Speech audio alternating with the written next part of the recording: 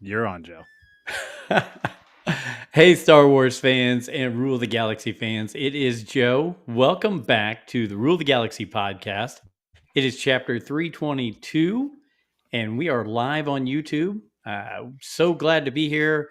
Really still celebrating our last few episodes that we had with Dr. Squatch, our guest. And look, comments, first person I see, Dr. Squatch. Love it.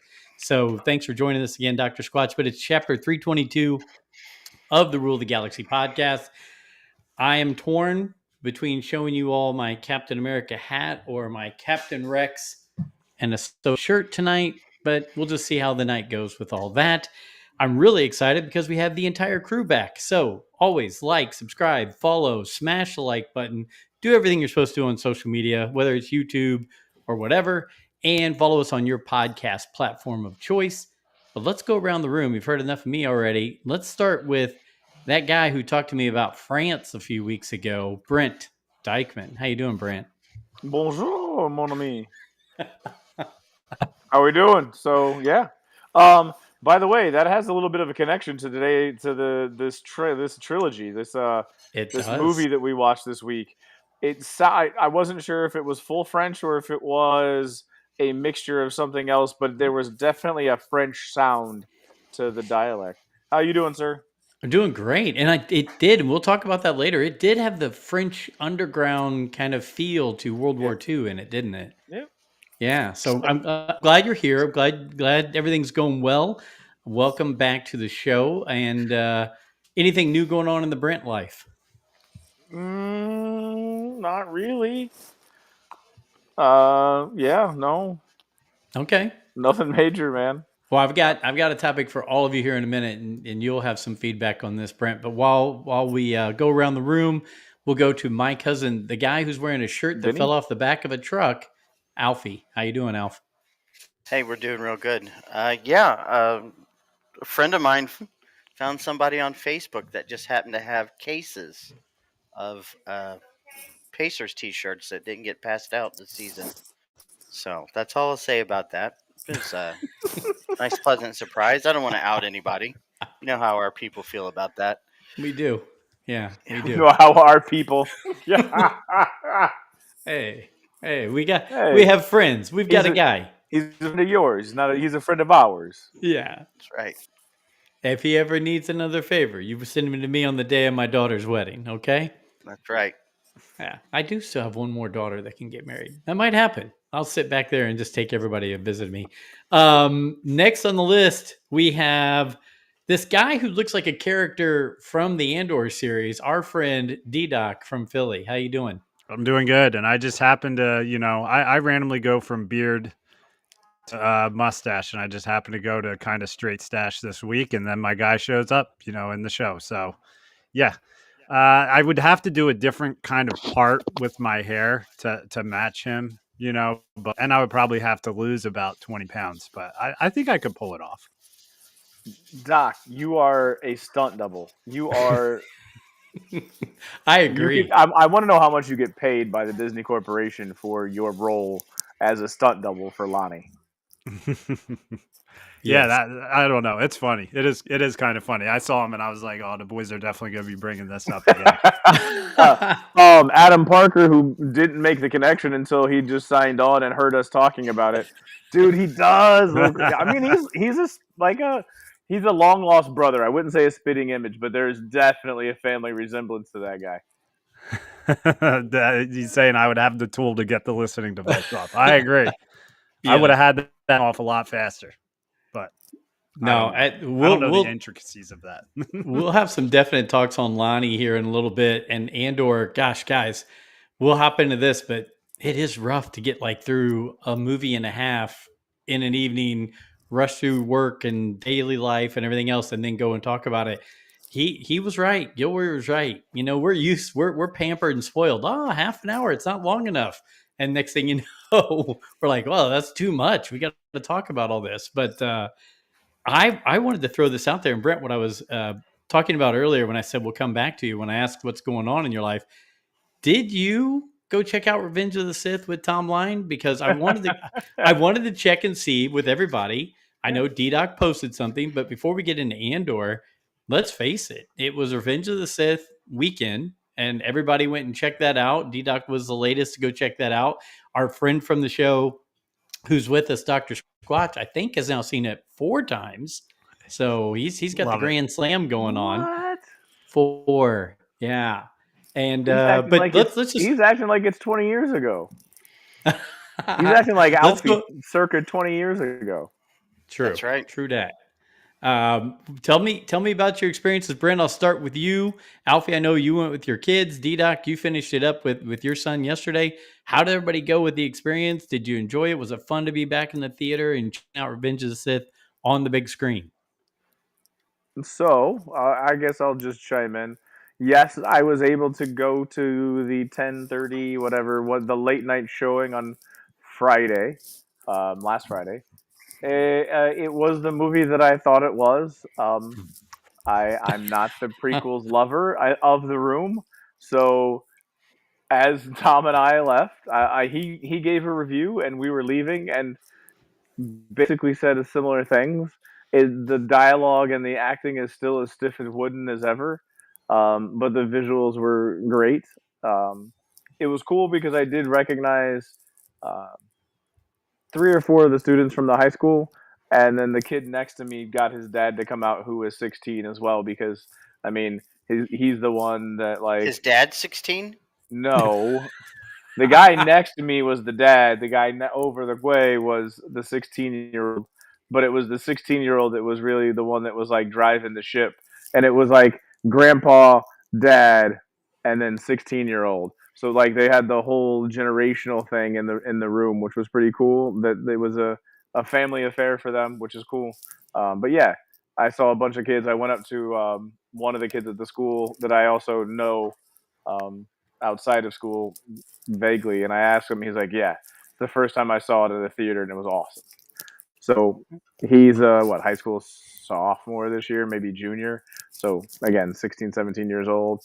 Never seen it in the theaters, so that was a great experience for those guys. That's awesome. That's great. And I love that.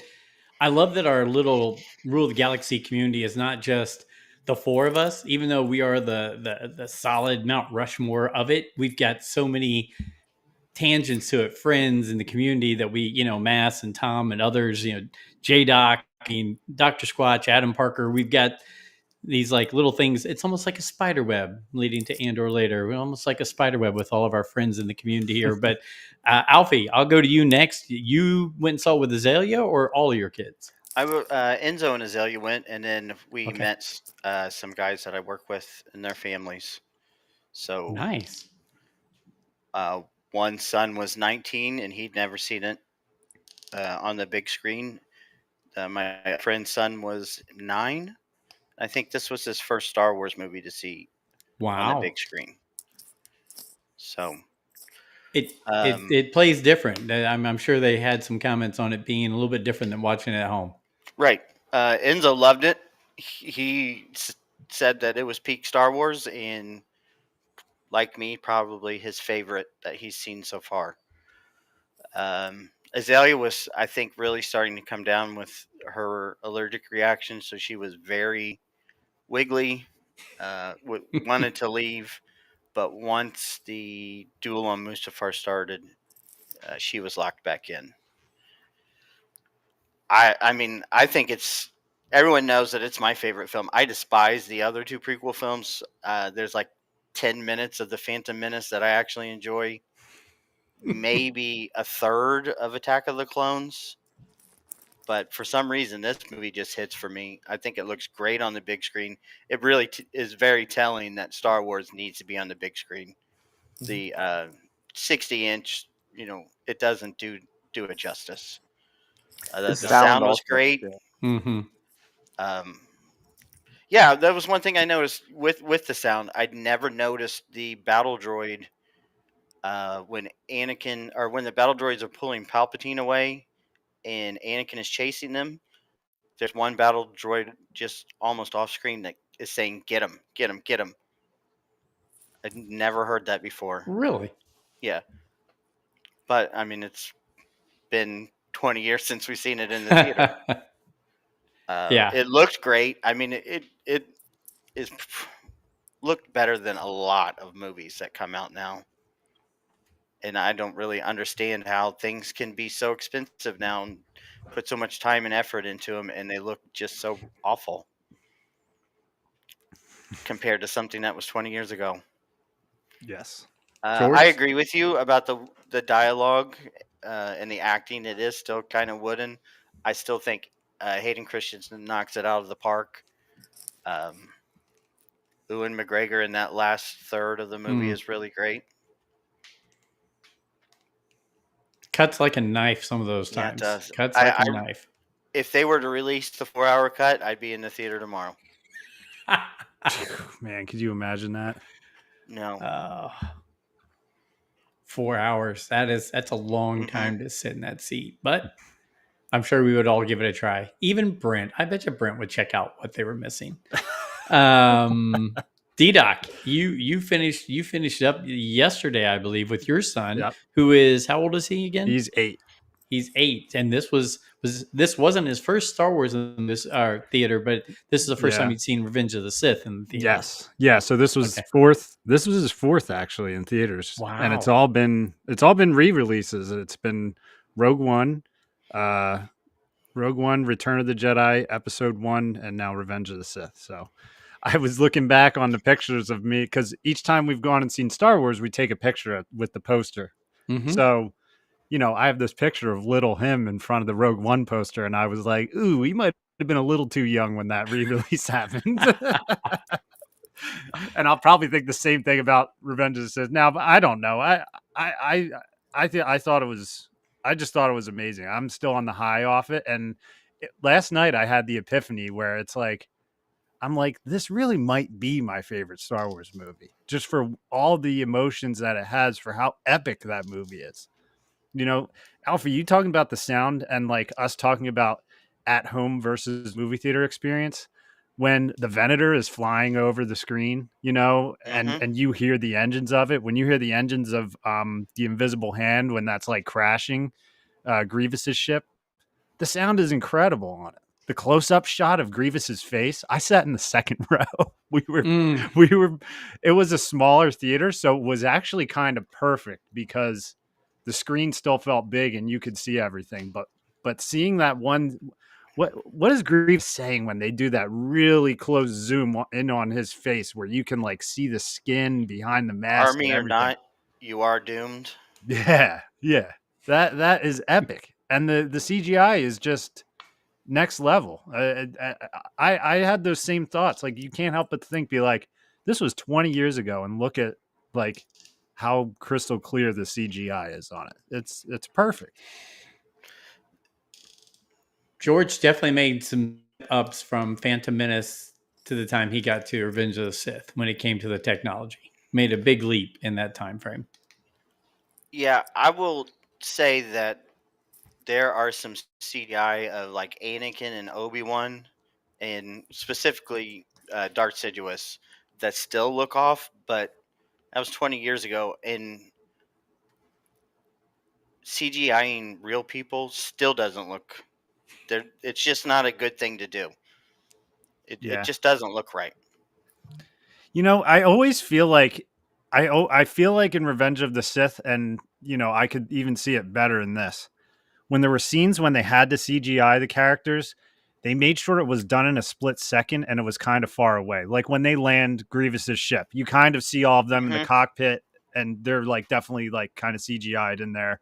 Sidious has some weird CGI scenes. Like David actually got a chuckle, like when he first gets burned up by, when after he fights Mace and then he's killed.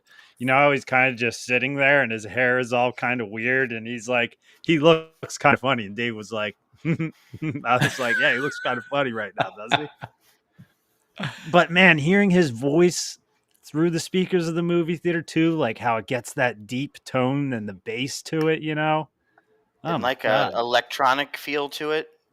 It's really well done. That's why I still believe, you can tell me it's not, but I still believe that's how he really looks, simply because his voice changes. Yeah, I've heard you say that before. Is that one of the EU books that says that, or is that something else? the novel kind of hints that it says things like the mask is finally off, and it's not really saying that's how he looks. Right. You could just take it as that he's finally presented himself as the Sith Lord. But I think just when you hear that voice shift and it never shifts back to Palpatine's voice, that's who he really is, and that's the way he really looks. Well, so one of the things that they add in, what is it, the Plagueis book, was the fact that both him and Plagueis were able to walk around with Jedi because they can kind of put a mask up. Like, I mean, I think I don't know if they referred to it as a mask, but they were able to turn it off, and like, so the Jedi couldn't sense that the Force was around them, type of a thing. So that could, like, it's a metaphorical mask of the Force. Right. Is a way to interpret that as well, because I will also argue that I like the fact that he changed because of the Force lightning hitting him. I don't know, that to me just makes sense. But then did Luke change when he had the Force lightning hit him in Return of the Jedi? No. So right, so like I hear what you're saying, but like there's just something about it that I like that makes more sense to me, that the lightning changed him. Right. And see, I think I kind of combine the two together, and that's what I like, is that it makes sense that he looks that way because he got hit with the Force lightning, and it's just another convenient thing that Palpatine does, that he twists, Reality. sort of a loss, into reality or a win or another disguise. You know what's really cool though, guys? We Stuffed know crust pizza. We know him. Yeah, we know That's him, right. the Emperor. No, we don't know him, Joe. We the royal we does not know him. He One asked dude me wearing how a Captain. I was doing. Did he ask you? Yeah. See. Yeah. And it's I right think there. he gave us a wave when he walked by. I think he just walked by and was like, "Hello, how are you doing?" Like as he walked by our little booth there. He was waiting to give us the Force lightning. But yeah, no, he's pretty cool. We chat from time to time. We keep in touch. We chat. We keep in touch. If he ever, Brent, if he ever saw me in public, he would say, "Weren't you that guy sitting at that booth at that Nashville conference that I said hi to?" He's gonna say, "I thought I saw you on Disney Plus on Andor." He's gonna say, "Lonnie, long time no see." Hey, real quick, Dr. Squatch did chime in on the 4-pack. AMC A-List came in clutch, all for $20. Wow, $20. It's the same thing that you did with Regal. Yeah, so the A-List is you pay $20 a month and you can go to pretty much any. I think it's most. There's a couple exclusions on like the big releases. And he'd never seen it in theaters. That's great. Good for him. Good for him. I'll finish up with it. One, I was speaking with a gentleman that I work with today, and he is in Branson, Missouri, and he said that he went and saw with his son last night, and they went to a theater called the Alamo, and at the theater, the Alamo, they played, instead of previews before the movie, they did 30 minutes of commercials for the prequel movies, like toy commercials, Burger King commercials, all that kind of stuff. He said it was fantastic watching that for 30 minutes before it kicked in. Go ahead, Alfie, man. That's what I said. That's what I said in our chat. Like, that would have been fantastic, right? Mm-hmm. So you just roll the trailer, but then I would also like roll I would have rolled what are other movies that played before, like they were like before the show, the trailers that were on for the next movies that were coming out 20 years ago. So the old farts can have the nostalgia of like, oh my God, that came out about the same time. And then I did get a chance to go see the movie Sunday with Joey. It's really weird, D-Doc, you're talking about going to see it with your son at 8. I went and saw it with Joey at 11, and now he's 31. And so the two of us broke away from family stuff and said, let's go check it out. Of course, about halfway through the movie, Joey started getting sick. And then he ran off to the bathroom, came back, and I was like, do we need to leave? Are you good? Oh, you good? No, I want to see it. About 20 minutes later, I'll be right back. About 20 minutes later, I'll be right back. So the whole second half of the movie, kind of, he was rushing off to the bathroom. It was, it made it a little hectic and chaotic, but we were still at least able to see it, and it was still good. A father and son time to be there and check it out. But Joey was the one who noticed it and told me. He was like, "Dad, you need to grab all the Rule of the Galaxy quotes from the Star Wars movies. Of course, Vader to Luke, but he said that then you've got Palpatine saying it, and then to Anakin, and then you've got Anakin saying it to Padme." And so he said, you need to grab all those. So if you're listening to this now, you'll probably hear, if you listen to it on the podcast, you'll hear now in the opening music, we're going to drop in all of the Rule of the Galaxy drop-ins from the movies. So hopefully you'll enjoy that. But I'm looking forward to adding that and touching up our music as our intro right there. Joe, are you becoming a techophile?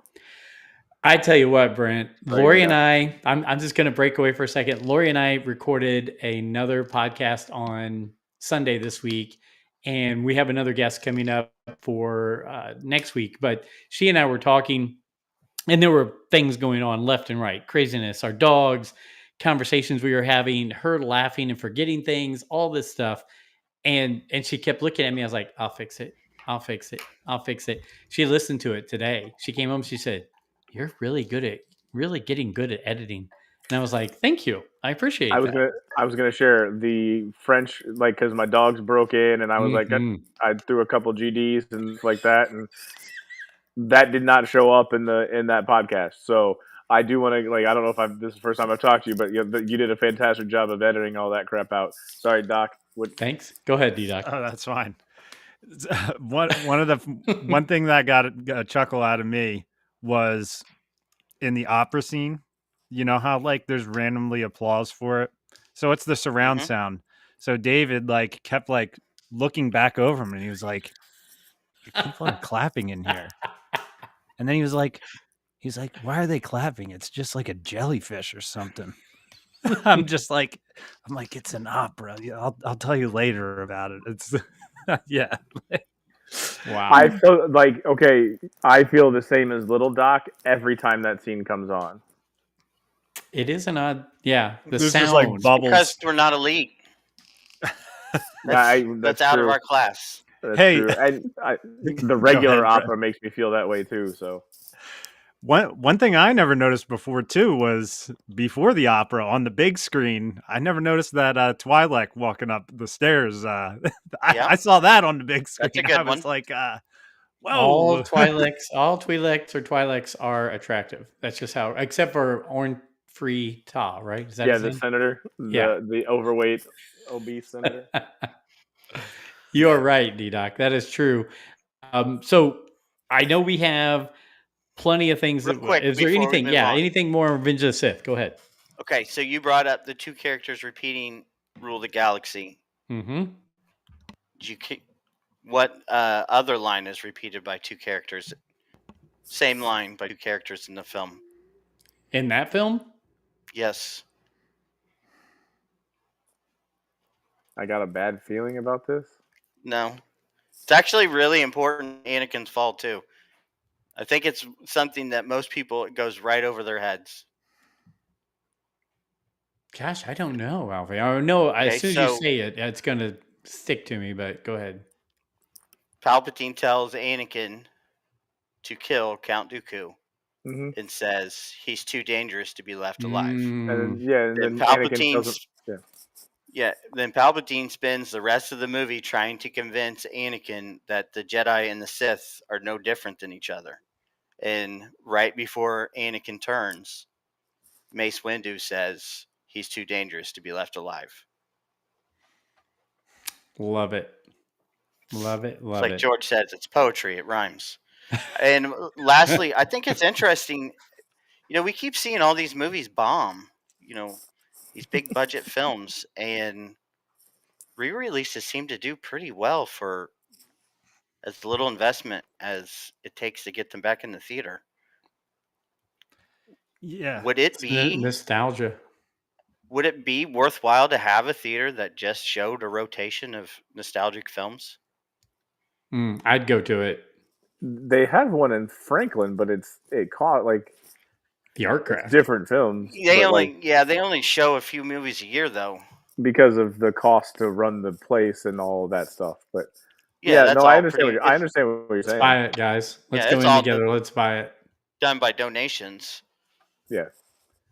I mean, right. if you got the theater, and we can reach out and get the reel-to-reel film for some of these movies, let's do it.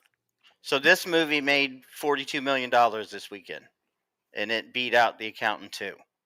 Which I did see, by the way, on Friday. Right. Which I'm sure is a fabulous film. It's very good. And this actually made twice as much money as The Phantom Menace, which I thought was a little surprising. Yes. I don't. This was a better movie than The Phantom Menace. Yeah, I think the hardcore. I agree people, with you. Yeah. I mean, like you. This is one of yours because of all the metaphors and everything. Like right. You are. And I just, like I say, I do not like the other two movies. I don't think they're good movies. I don't think a lot of the prequels, like, they just don't resonate with me. So it's so odd that this movie is just so opposite of the other two. Go ahead, Brent.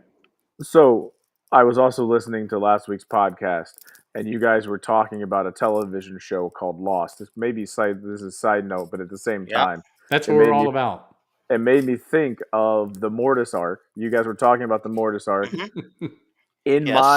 I think some of the reason why is because at the end of the Mortis arc, I felt like I had just watched Lost, because essentially Lost is they are lost on an island where there is the good and the evil that are fighting and controlling and manipulating these people to do certain things, to control certain things. So I just watched the Star Wars version of Lost, and that may be why I'm like as I watched it, because again, I didn't watch it when it came out. I didn't, but and so as I was watching it, it was all of this like mythological things are going on, and I'm like, I'm watching Lost. So, but it wasn't so long. It was very entertaining to me, Alfie. Like, I enjoyed it. The show? But Lost, yeah. Oh, I completely enjoyed Lost. I liked that show. Yeah, I was. But the longer it went on, the more frustrated I got with it, because he can never land the plane on anything. I love I love that. He does a good job of keeping you interested, but when it comes to landing, it's terrible. His landings are atrocious. You got to think he's got to get connected with somebody who's good at that. Like JJ started up, get it going, and then hand it off to a person who knows how to tie things up. Yeah, there's got to be somebody out there. Wow. Go ahead, D-Doc. What was it? Did I miss something? He said, I said Ryan Johnson. Yeah. One other thing I wanted to say too, and I'm telling you, I felt the emotions from that movie stuck with me for a little bit last night after I watched it, just because I think seeing it in theaters, sitting in that room, watching it from start to finish, being so locked in, you feel the emotion of the movie. But, one thing that I was thinking as I was watching it last night is when Anakin and Obi-Wan have that conversation, after, Anakin is told that he's going to have to spy on Palpatine and stuff. And you can kind of see how Kenobi's like embattled over it a little bit. It makes me wish, I'm just like, I just wish you stuck your neck out for him once. Like, I wish you stuck out your neck for him in front of the council and said, this is not right to do to him. You're belittling him and asking him to be a spy for us, yet you're also saying you're not allowed to be on the same level as us. Like that I mean, I don't know. I wish Obi-Wan was just like, this is BS. Like, you can't do this to him. He's my Padawan. This is wrong. Especially after everything he does in the first act in saving the Chancellor and landing half of a Star Cruiser that's not supposed to land. Yeah. And then they're like, oh, yeah, well, maybe he isn't the chosen one. What did he do that tells you he's not the chosen one? They didn't do anything. They just sit in their little chairs and meditate all the time. And yeah, I get that too, because they constantly belittle him for not following the Jedi way, and then you're going to off record ask him to spy on someone, and his immediate reaction is, hey, that's not what we do. It's funny if you look back, and whether you wrap in the EU books, whether you wrap in the stories that supposedly could be told about him and Duchess Satine, when you wrap in the Phantom Menace, everything about Obi-Wan Kenobi is Anakin Skywalker, except he stopped himself. Like, he was a rebellious one. He wasn't sure he was going to be brought on as a Padawan because he wasn't fitting in, right? He wasn't matching up with the right master, all that kind of stuff. He was in love with somebody, but he didn't take it to the next level. He stopped himself. So he was Anakin, but he just stopped himself every time. Would you agree? It's like he had all those other things, like besides Obi-Wan, who's the other Jedi that you knew was going to get the job done? Obi-Wan Kenobi. Right, Anakin. Yeah. Obi-Wan and Anakin were the only two that were going to get the job done. They were going to stick their neck out, for other people and take risks, all that kind of stuff. But Obi-Wan just got to that point of not getting to where Anakin got to. So, yeah. And but you're right. And I don't want to sound like because I love Kenobi too. Like I don't know. It was just a thought that I almost just wish he kind of like stepped out of line and like yelled at the council about it. Just be like, this is not right. Like there's got to be some other way for us to go about this than shutting him down and then putting it all on him to pull this off. Did you check out what Adam Parker just said about you, D-Doc? Oh, I know. Spoken like a true ISB agent, Lonnie, sticking up for old Vader. There you go. There you go. I'm gonna have to cosplay Lonnie now, man. That's 100%. That's an easy cosplay. I just gotta get the ISB uniform. Yeah, 100%. The pants are really weird. Anything else that we can say or talk about? Alfie, I did like your comments how we noticed that Anakin was rubbing the belly of Padme in that one scene. I'd never paid attention to that before in the apartment. No. I've never seen that giant transformer thing before. I've seen this movie 100 times. I've never noticed that in the background. That's crazy. It was in the ship, right? It was down by the loading ship. Yeah, Obi-Wan's ship while he's having that conversation with Anakin. It's peak Star Wars, man. It's peak Star Wars. It's kind of fun to take a jump back and we've gotten all this new stuff thrown at us, and to just go and sit down in the theater and watch George's final Star Wars project, it's awesome to see it. Obviously, tinkered around with other stuff afterwards. Like he was like a part of Clone Wars, right? Like, did he technically create Clone Wars to start, and then Filoni took over it? Or yeah. George started and put Filoni in charge of it. Dr. Squatch just brought up something in the chat. Help me out on this, guys. Is this true? Did I miss this as well? It's like a very faint. Yeah. When the mask goes on, it's a whisper that's like, wow. Yeah, you can see his lips move. I never heard that. I'm gonna have to go back and watch. It was something that like I haven't paid attention to it, but like the RFR guys will put it through their sound mixer, and it's like, I guess it's there. Dialing it up right now. There we go. Yeah. Good call, Dr. Doesn't he say the same thing when he falls after Obi-Wan cuts his legs off? I think he says, "Help me," then too. I think. Wow. Does he say, "Padme, help me," or does he? Because I think he calls out.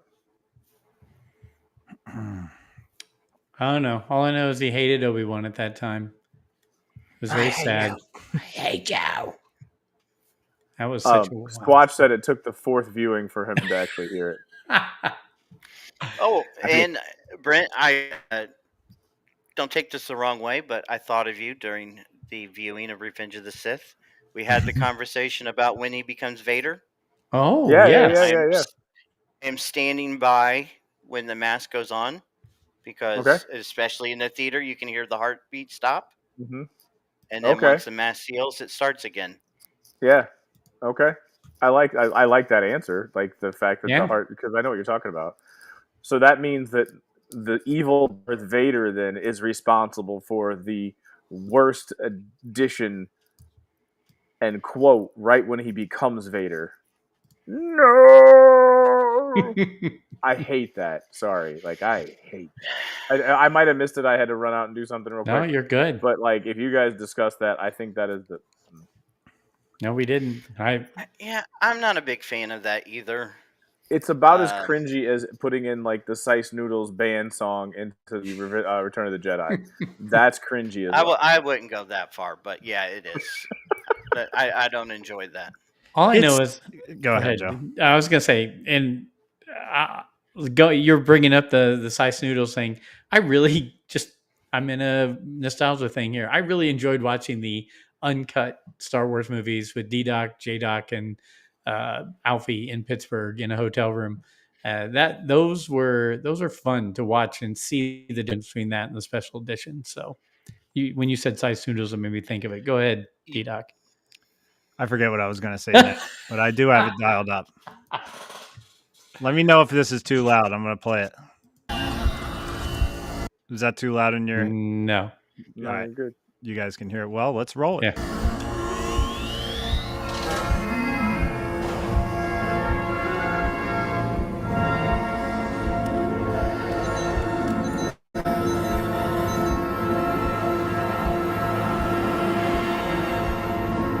I didn't hear it. Me either. We need a more high intense soundboard. Alfie, do you think it's at like this point right here when he's seeing it come down? I don't really know because I've never really paid that much attention and caught it. I know that it's there. But I don't pick it up. I'm trying it one more time right here.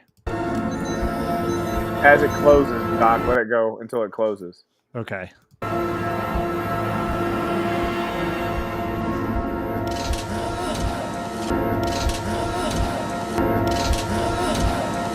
Yep.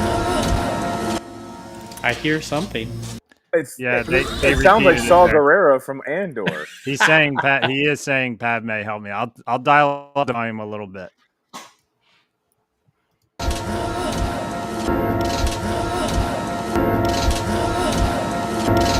I'm going with my Saw Gerrera comment. Like it doesn't. But wow. Alfie, you can definitely hear the heartbeat. Like they definitely add that into it. Ooh, get that off. Big Brent. What's up, Big Brent? What's up, Big Brent? Brent. Hey, as we finish Revenge of the Sith, and I'm more than happy to continue this, but we do have Andor stuff to cover. I will tell you, I'm going down another path. It's a path. Sorry, I couldn't say the line without laughing. But when you just think of Palpatine saying that with Anakin in that. Anyway, Mission Impossible 8 is coming out soon. Is it really 8? Yeah. I had not seen 1 through 7. And so Tom Lyon and Mass had both said, you need to check those out. And I said, Lori, what do you say? Let's prepare ourselves to go see Mission Impossible 8 with Tom and Mass. But we have to watch these. So we've watched 1 and 2. Now, I will say this. 1 was very entertaining and very good. I really liked it. Tom and Mass said, don't watch 2. It's terrible. We watched it this evening after dinner. It was not that good. It was not that good. So they've said 3 through 7 are better and good. But 2, if you're a Mission Impossible fan, feel free to email us at ruleofthegalaxysw@gmail.com and let me know if you like the second episode of Mission Impossible, because it was not that good. Anyway, just throwing that out there. I'm trying to, it's not Game of Thrones, I know. It's not The Sopranos, but I'm at least trying another genre that I haven't been involved with in the past. So, yes. Have you guys all seen all the Mission Impossible movies? To me, it's like the Bourne movies. It's like the same movie. I can't separate any of them. Okay. Yeah, I randomly saw the one that had Henry Cavill as the villain. Is it Henry Cavill or Henry Cavill? Henry Cavill. I think it's Cavill because it's the Calvarine. Yeah, Henry Cavill. Yeah, when he was the villain with the mustache in it, because he was playing Superman around the time, and they had to like CGI his mustache out of Superman, right? Because he was the villain. in Justice League. Yeah. What did I say? Batman? Or I don't know what the hell I said. You said Superman. Yeah. I was with you. But yeah, right there. that's a very good movie. I saw that without knowing anything else about it. I just remembered seeing that movie was making like $700 million in theaters, and I was like, hey, let's just go see this. It was, I think the sixth one, or I think it was the sixth one. Yeah. So, because then it was Dead Reckoning, and now Final Reckoning is coming up. Well, I'm looking forward to buzzing through them. I mean, they're all available on streaming, so I'm going to go through them as fast as I can and be ready in like June or something to go see Mission Impossible 8. Which, by the way, Formula One or F1 looks like a very good movie. I'm really looking forward to seeing that one. Yes. But I'm a Brad Pitt fan, but still, it looks really good. There's a lot coming out right now. Like us leaving the theater, David was like, we're seeing this one, because it was like Lilo and Stitch, How to Train Your Dragon, the new Tron movie. There was another, the new Superman movie. Yep. He wants to see Thunderbolts now after seeing the trailer. Yep. I'm like, okay. We were not big fans of the 28 Years Later trailer. Dude, did that play in your theater before Revenge of the Sith? Yes, it did. See, David is afraid of trailers. I covered Azalea's ears and Enzo covered her eyes. So that was way too much. Apparently, when May, which is Meg's mom, my mother-in-law, took them to see a movie, David saw a trailer for Wolfman, and it scared the shit out of him. So now, like before this movie, he was like standing there, and he was like, "Can we just wait out here until the trailers are done?" Which I always show up. I always show up fashionably late for the movies anymore, because the trailers. You really? That's the one thing I can be late for. So out of character. That's the one I think. Here's the thing. I like to be in the movie theater parking lot by the time the movie's like starting. So we saw it at 4:30. I like to be in the movie theater parking lot at 4:30 because you got commercials, man. Like I would say in the last 15 years of movies, they've added commercials into the beginning. So it's not the trailer. Like I love the trailers, but like there's 10 to 15 minutes of commercials before the trailers.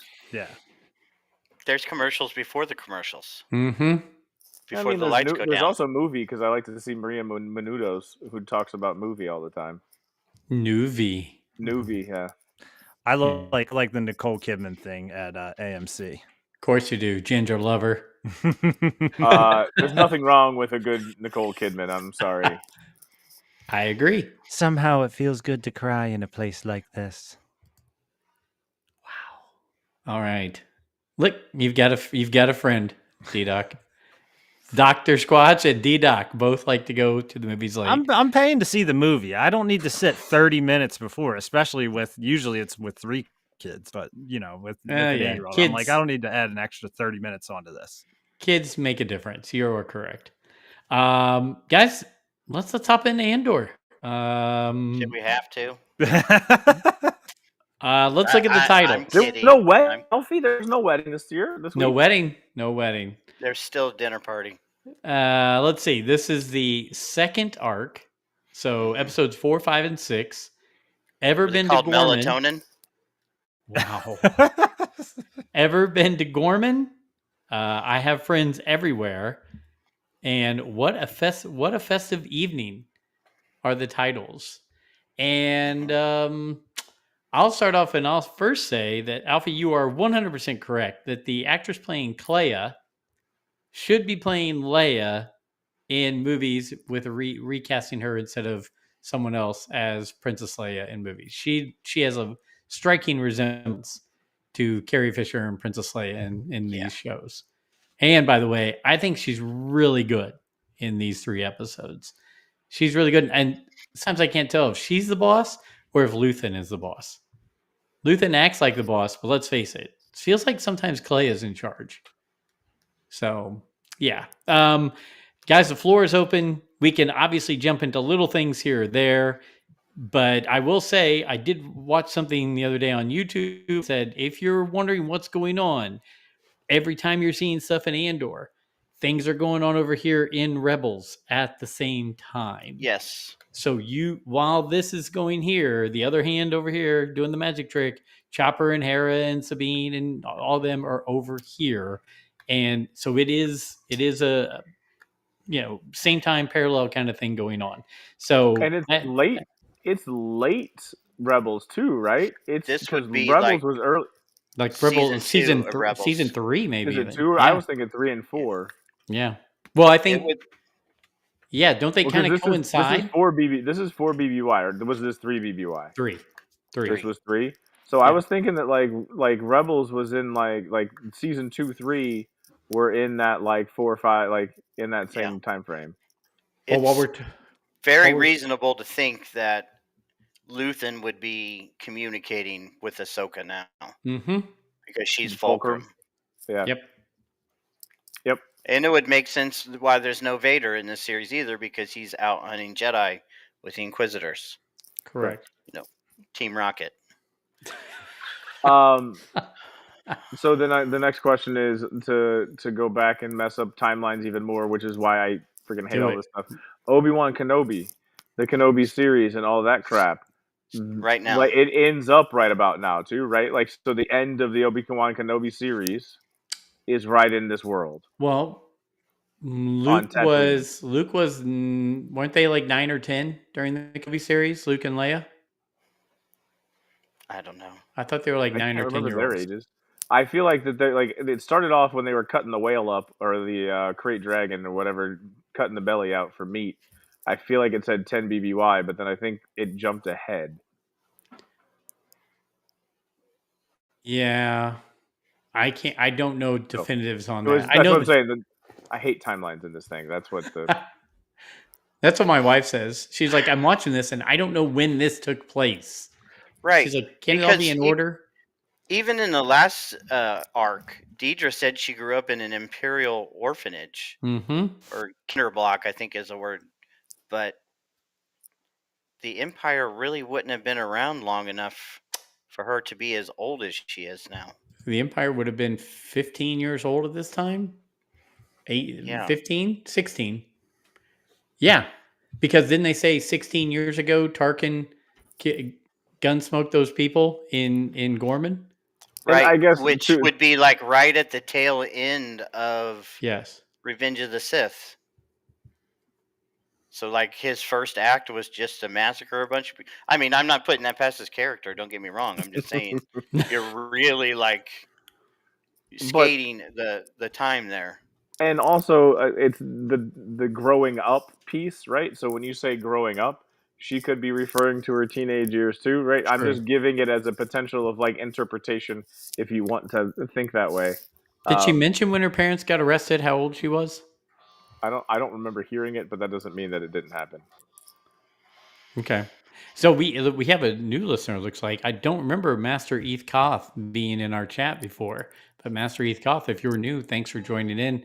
They need to follow Saul more in this. I think they're going to. This was the start of Saul coming in. And one, we find out, let's face it, Saul's basically a drug addict. Great. That's fun. And two, they were at the same place that they were at for Force Awakens. That's right. In that Dakar? base. Dakar, Dakar. That was fantastic. So, the first time I watched it, because I did have to go back and rewatch it because you have to rewatch this thing, kind of like Game of Thrones. But the first time I watched it, I didn't catch the Dakar on the title screen to show you the establishing shot of the planet. I just saw the bunkers and I was like, "That's Dakar." Yep. And so then I didn't know that it actually was supposed to be Dakar. And it's funny that he said, "We're leaving this place and never coming back." And I was like, "Oh, somebody will be back." Just not them, because they die. If there was ever go ahead. He's also stealing fuel, right? Isn't that the whole storyline? Is they're stealing fuel? So we're talking about fuel in Star Wars again? Yes. Yeah. Which wasn't that Sabine's favorite explosive was Rhydonium? Oh, that was in that one base that they like Echo base. Like one of the first. That was it Echo base, but it was also the first one of the first seasons where it was like a Sabine centric show. Sabine and Hera had to go get that off of the planet. weren't they stranded somewhere? Yeah. In a base, like a distant base that was full of them. Yeah. Phantom was damaged. They got stuck there, and they had to come and save the day. That's when they learned about those creatures that later on Kanan and would know that Ezra could tame and help them out against the Inquisitors. Kanan didn't know that. He got lucky because Ezra didn't know that he could tame them. He said, when you were up against the wall, that's when you perform. That's when your Jedi powers come out. When you're up against it. Okay. He didn't know. The gun was loaded. Oh, sorry. Anyway. Chicago? Wasn't that an old that song? was Chicago. That's from Chicago. Yeah. There we go. She had it coming. She had it coming. What I was going to say was, if there's ever a time that I would say that Star Wars was really all about character arcs, it was these 3 episodes. Like they were showing you progression and change and breakdowns and growth in all kinds of characters. I mean, I disagree. You don't think so? No, I don't see it. And I think the reason I don't see it is because I don't care about any of these characters. They talk so much. They're nameless characters. They talk so much, but they say so little, and so little comes out of all these conversations that. And I'm not saying that to be mean or hateful or anything. I'm just saying this as a viewer. Yes, they're nameless characters, and I get that that's the point of the series, is the people behind the scenes doing the little things, but little things, but big sacrifices, Mm-hmm. But at the same time, when you have this character perish, and I go, who is that again? It was her girlfriend. I know, and you know what? In my Star Wars Discord today, that is exactly how she was referred to by multiple people. No one knew what her name was. Yeah, it's just, that's the girlfriend of Mon Mothma's cousin, who we also don't remember her name either. Yeah, no, I don't know. Val, yeah, it is Val. Yeah. See, but still, I'm with you, Alfie. But I would say this, though. My point is just that with that, I'm not catching the character. I know it's there, but it's not having any impact for me as a viewer. I mean, Bix is going through some crap. Mm-hmm. Yeah, but I get that, but it's not really meaningful to me. I mean, it's not that interesting to me. But I feel like in each group, one person is cracking up and losing it, and the other person is taking charge and doing something like to save them or to help them or what have you. Like Deirdre knows that she's basically holding Cyril out as bait, right? I mean, whether he's doing that on purpose. Yes. I mean, she obviously is in a relationship with him, but is it a real relationship, or is that being used as well to make him go and do whatever she wants? Right. That is one thing I really like about the show, is that almost every single character on each side is the same, and they're all doing the same things, and none of them are telling the whole truth to the people that they have doing these things. Correct. Every single action has a layer that is not being told to the next person. Val, whatever her name is helping these rebels, but she's helping them with the intention of them failing. She's not telling them that. Yeah. They don't want them to succeed. Their whole reason in propping them up is for them to fail. How is that any different than what the Empire is doing? Yeah, because they want them to succeed. They're going to let it happen, so then they can use that as propaganda, and look what these people are doing to our Empire. And Cassian and Cyril are essentially the same character, and they're on the same path, just flipping, but they have different influences from their mother. So it is a little bit different, but essentially they're trying to get the same thing. I'm going to throw out the Val thing real quick. Val is one that ticks me off completely, because she's basically telling you have to give up everything, be willing to give up everything. It's about the cause. You have to do the fight, all this stuff. You can't hold on to these things, blah, blah, blah. But the only reason she and the other girl were doing this was to reunite. So she can say she's all about the cause, but she was about the cause as long as she got to bring the girl who got killed back into the mix. So she even lied when she was telling these people how insignificant they were and how whatever, when really she was using it as a fake ploy to be able to get back to her girlfriend. So that really ticked me off. But you are correct, because I think you can say like Luthen is kind of like Partagaz or Krennic, right? I mean, they're both Right. There's so many things going on both of them, but they're basically the same characters on the opposite sides looking at each other. Right. They're both willing to lose things to gain something. Mm-hmm. And not necessarily lie to the people that he's got doing it, but like the major, is it Partagrass? I don't know how you say. Again, I don't know the character's name. So he even says to Deidre, "Hey, your boy can't know the real reason why we're doing this. He can never know." I don't think she ever had a plan to tell him though either. Like I think she knew that. I think She he didn't knows. tell him. She didn't tell him she was following him, and you like making. She was keeping tabs to make sure he was doing what she told him to do. Or was she keeping tabs to keep up his front? Because she thinks more than he does. What if he had somebody follow him back and he wasn't followed? You understand what I'm saying? I get what you're saying too. You could also see it as she doesn't trust what he's doing, and then he's going to slip up. I like Adam Parker's comment here real quick, She thinks he's as incompetent as his mom thinks he's as incompetent. So she needs to make sure that the plan actually goes the way the plan goes. I think the major was telling her that because obviously they're intelligence, so they know that they're living together. They know that they have a relationship. Right. And even if it's a fake relationship, if you're together long enough, you're going to develop some types of feeling for each other. And you guys thinking that she's like flips the roles. I don't know. She ordered him to turn those lights off pretty quick. Hey, and but that's before the lights go off. Yeah.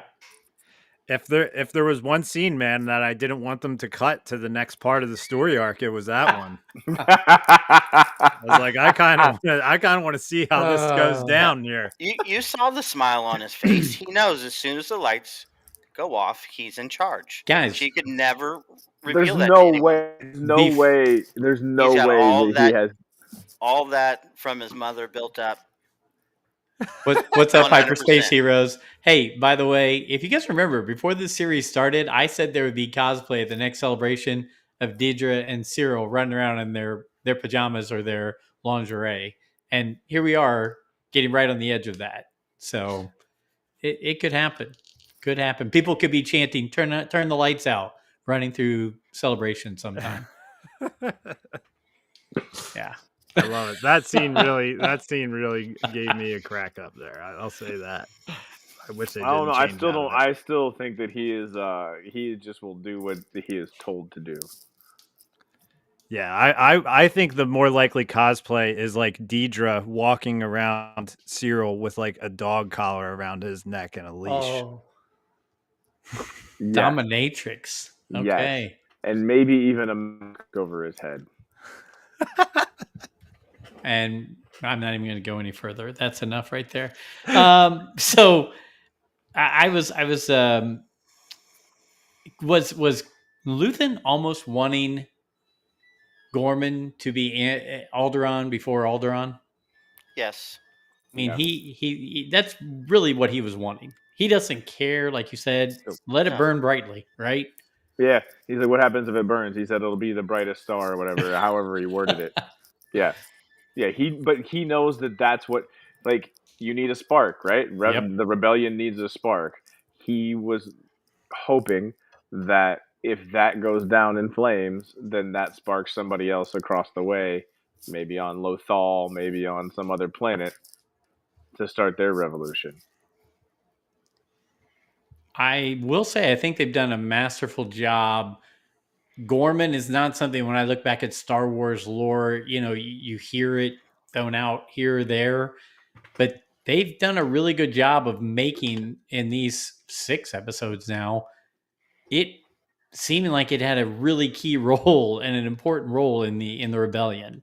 and I think they've done a great job of, Brandon, you said, mixing in kind of a French, maybe a certain kind of European feel about it, or French underground during the war, all that kind of stuff, and taking a society that was looked upon a certain way, but then because of the imperial propaganda machine, you saw, whether it was in the news or whether it was Cyril's mom, how people in just 1 year looked completely different at Gorman compared to where it was a year ago.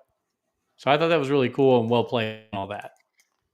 Yeah, I'm waiting to hear Do You Hear the People Sing start playing from Les Mis, and build the barricade. Do you think that's the next arc or the following arc? It's got to be the next arc. I was kind of excited because I shouldn't say I was excited, but I was excited that we were going to see that town square scene with the stormtroopers, in this arc. Because I was like, okay, this is going to be the Gorman arc. Like, this is going to be when whatever goes down with these stormtroopers.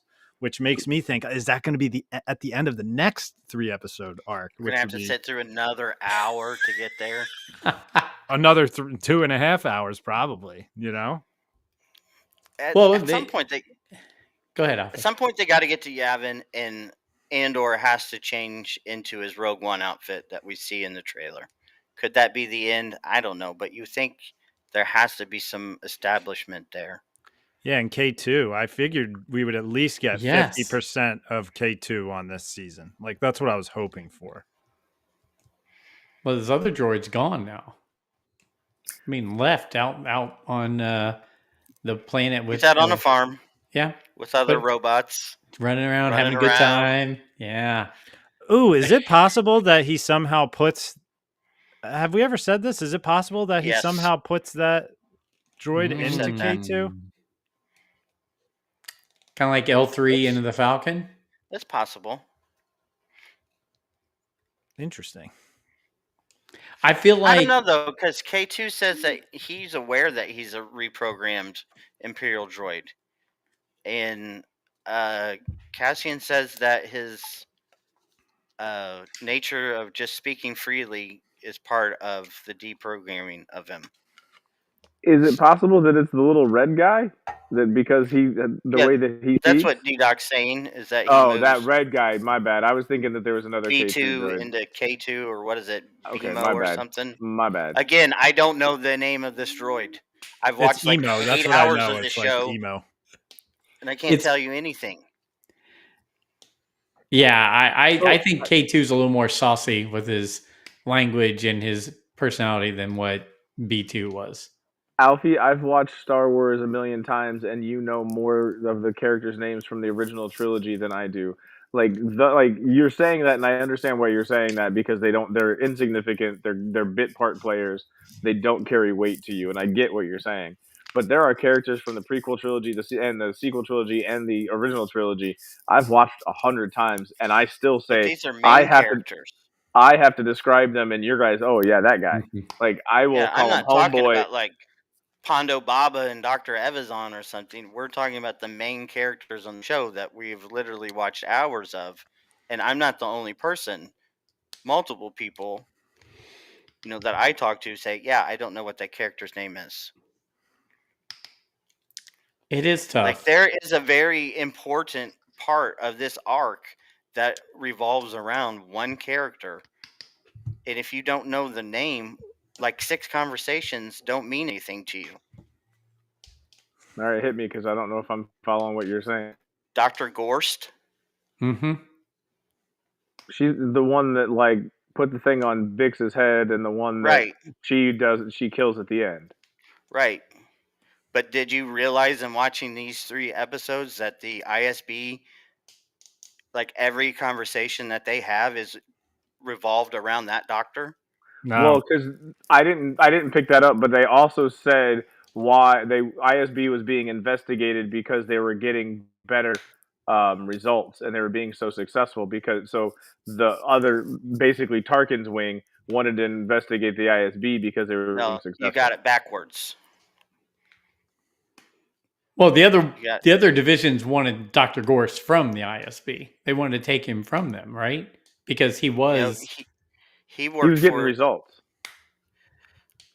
the ISB is not getting results. And that's what they were saying, is that because of the, let me pull it up here. I saved it for this. He's in another division then. Well, because Lonnie and D-Doc over there spoke up and said we're arresting too many people. And because D-Doc said that, he's like, oh, this is a good point. And that's what the way this room should run, because I'm going to go talk to the Emperor about this.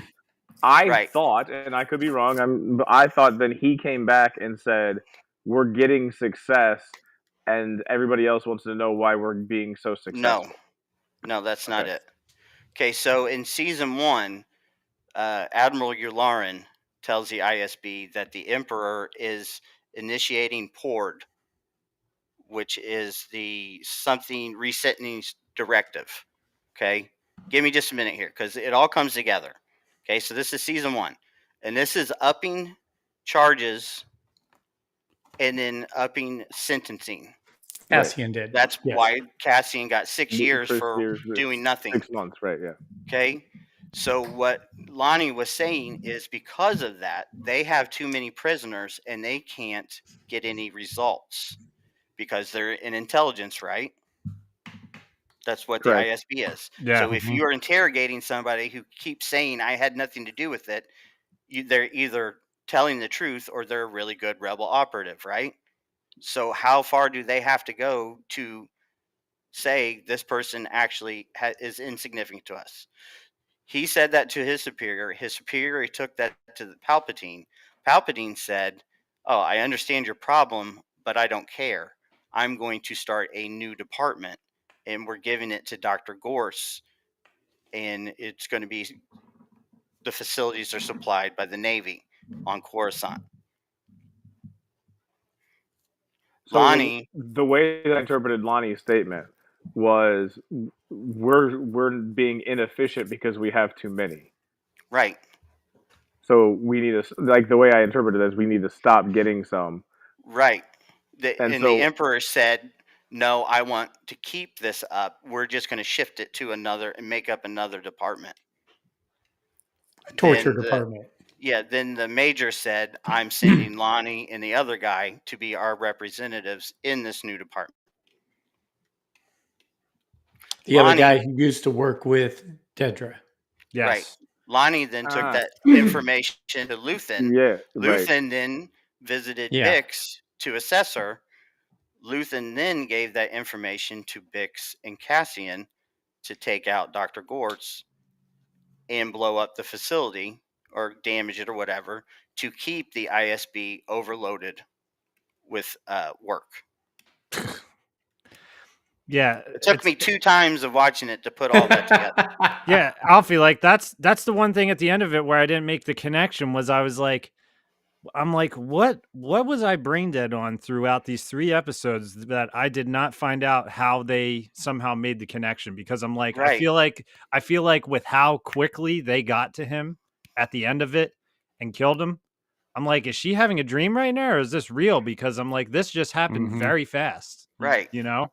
Because that is the same person that she was dreaming about in the very first, well, not the first, in episode 3 of this, or no, 4 of the, whatever the arc is. And that's to my point. If you don't know his name, you don't realize that for 3 episodes, the ISB is talking about the Doctor from season 1. And did they say his name in season 1? I don't know. Maybe. See, now they should have talked about the brain control a little bit or something. They should have mentioned something where they said Dr. Whatever is running. And it makes sense why they were able to just basically walk in there, because the facility wasn't up and running yet. They were just starting it. But he was there setting up his torture room, and he even stopped to go get takeout. Yeah, as I say, a little sandwich or something with him, a little pastry.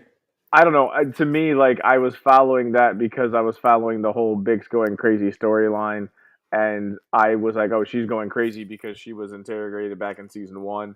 So, like, that have made sense to me. I wasn't quite, like, I missed a lot of what you said, so don't take this as like I picked up on what Alfie is saying. But I followed that, and it made sense to me that was what was going on. That I thought it was just them found out where he was at to have revenge on. Like, I thought it was them without Luthen, without getting that information. But you can tell the way Lonnie was walking after they had those two heading up that division, Lonnie's like, I got to stop this. And he had a look on his face of like, I got to do something. But he also pushed it off on his partner so that it can't come back on him. Right. As easily. Yeah, and Lonnie's luck is running out soon, I feel like. Some closure. And proves that she can do missions for Luthen, and it proved that Cassian is all into Luthen because Cassian let her do it. I feel it all came full circle. It's like 12 layers of an onion. Then it's really hard to follow because you just don't have this connection to these characters. I'm the same for the average viewer.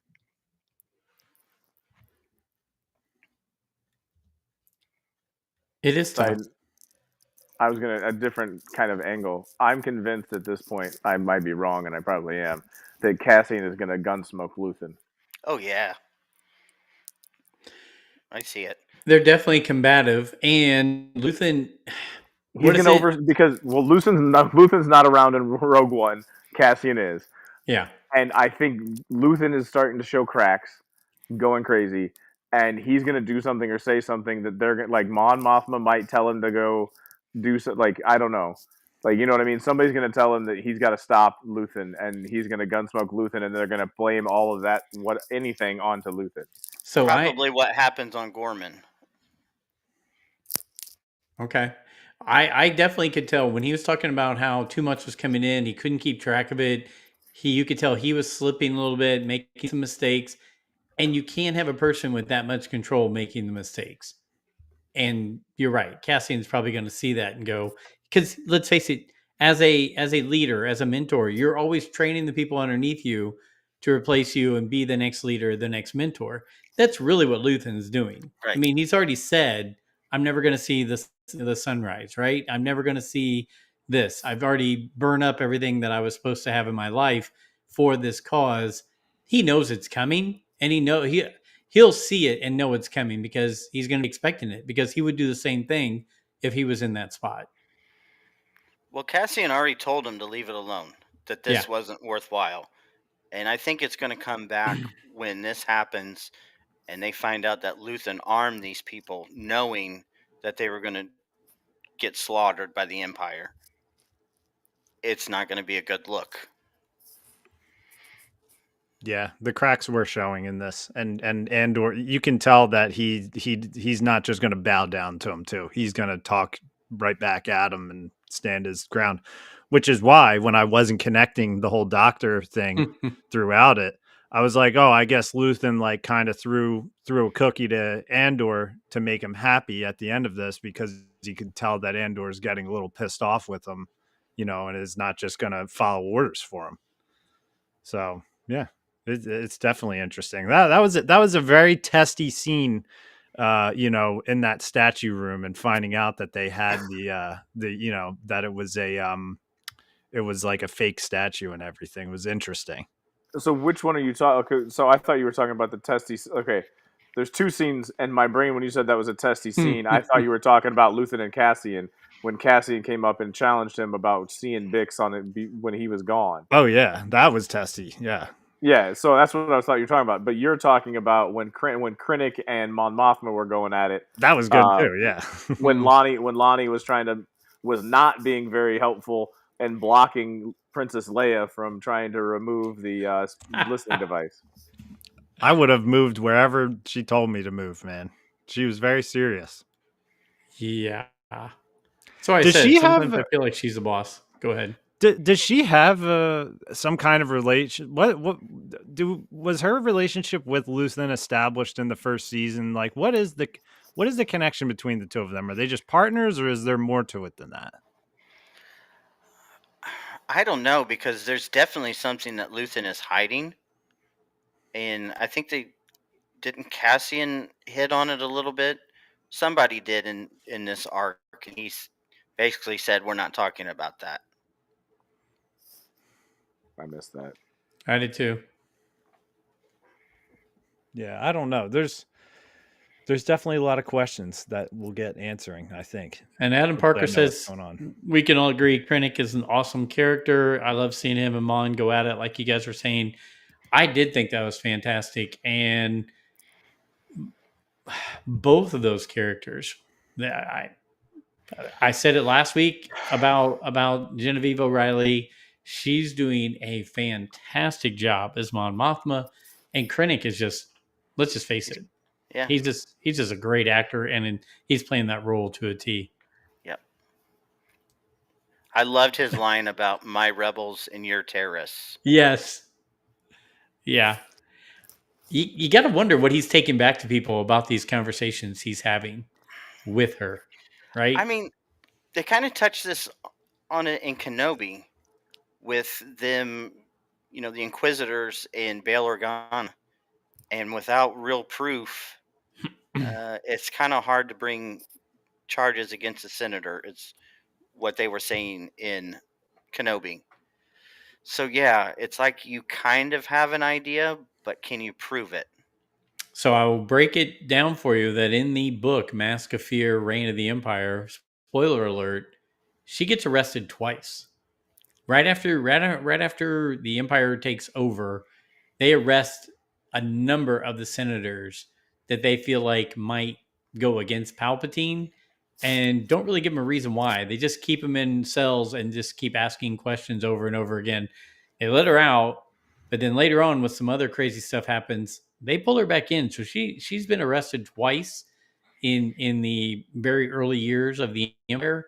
So I don't know if that broke her down for a while or toughened her up, one or the other. I think it more broke her down because, as we can see, she's had to toughen up now that Tay's getting axed and everything else. But yeah, they did arrest some of them, even Bail Organa, who is now, I guess, going to be played by Benjamin Pratt. So, Yes. I like in this series that Krennic seems to be the one character that is just there. He doesn't have a whole lot to do, but every scene he's in, he kills it. Yeah. And it is actually, his character is a lot of fun to me because it's kind of like I can just have free will I can do and say whatever I want, insert myself into the situation. Yeah, he's great. It's a shame they brought him in and killed him off in Rogue One, because that character long term, he's really good. Like, if they would have figured out a way to say, hey, we've got this guy who's a great actor and he plays a great character, we can use him for a while. They had to almost shove him into this series because, let's face it, there's nothing really before, and he's off after Rogue One. And Hyperspace Heroes throws out a very funny line: does anyone know where we can score some space fueled off? Yeah, we'll talk about that in a second. Krennic is one of those characters in Rogue One that I did not like for the first half of the movie. And by the end, I really liked his character. And I agree, I hate that he died that way. I think he's a really good actor, and I'd like to see him be given, more material to work with. It's like Thrawn in the novels, right? In the original Zahn novels, where he gets iced in the third one. I'm sitting there going, "What? Oh, you could have just let Darth Vader fly off from when the Death Star was getting blown up, right? Why not let Thrawn live on?" Well, of course, now we know revisionist history. He is around, but yeah, Krennic is one of those ones that probably didn't get enough of him. But I'm glad he's doing this well in this series here. He's great. Let's do well real quick before we get into Saul. I still want to talk about, if you do enough propaganda, even somebody like Palpatine can be looked upon as being a benevolent protector of the people. Like all these, like I said, either Cyril's mom or people in the news or some of the senators even were saying, "Isn't that his job? Isn't he supposed to protect us?" All this kind of stuff. The propaganda machine is doing well, because it's almost like he's just walking away free and clear. Nobody's putting any of this on him right now. Go ahead, Alfie. This ties right back into Revenge of the Sith, with Anakin being, told to spy on him. He was elected to a third term not because he wanted. Of course, he wanted it. He was manipulating things. We know that. But for the most in the in world of Star Wars, the people wanted him for a third term. People liked him. They, as far back as when he was a senator, they chose him He stopped the unwillingly war, being. right? Yeah. I mean, so there was a civil war, and in their mind, he stopped the war. Correct. So, like, I mean, FDR was the president for 4 terms during the World War II, right? Like, people like wartime people, and Dwight Eisenhower went to become the president shortly after the war because he was the general during the war. We understand that everyone's had been manipulated, but they believe that they liked Palpatine. He convinced the galaxy that the Jedi were evil. So it's not too far-fetched to think that people would see him this way and take whatever propaganda they're using against him and be angry about it, dislike it. Yeah, you got the right press. Hyperspace is saying he gave us a shout out on their show saying Willman joined Saw's crew. We talked about it last week. Did we talk about that last week, Alfie? I don't remember. D-Doc, do you remember us talking about that? We must have. I'm not totally sure. We may have. I forget what I said 15 minutes ago on this show. So yeah. Who's Willman? Willman's the guy with the bomb guy. Yeah. That whole I don't care. But you're supposed to care because his father taught him how to make bombs. Yes. And his father was hung in the first season. You're making my point for me. I know. I don't care. I had to watch it twice to realize what the machine he was building was for. To steal gas, listening. Right? Yeah, because there's 7 different settings to steal different types of gas from different type of pipelines. I don't care.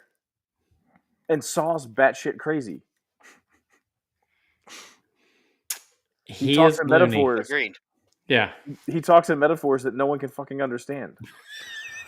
Like the whole conversation he had with him while they were stealing the fuel. I remember I was just sitting there, just kind of like, that was a fever dream. He was in the middle of a fever dream, and pontificating in a fever dream. He was as high as those people that I saw at Raising Cane's yesterday. Yes, we forgot about Raising Cane's. You know the scene. You know the scene in we got to get to Cane's. You know the scene in Finding Nemo when Marlin's talking to Crush, and he's just like, "I know you're talking to me. I just don't know what you're saying." That's how I always feel when Saul is going on like a long rant, kind of, where I'm just like, I kind of get this, but I kind of don't. I hope they show him get Borgullet in this show. I really do. The guy we talked to though are benthic 2 tubes. Aiden, he actually got a line this time. Yeah.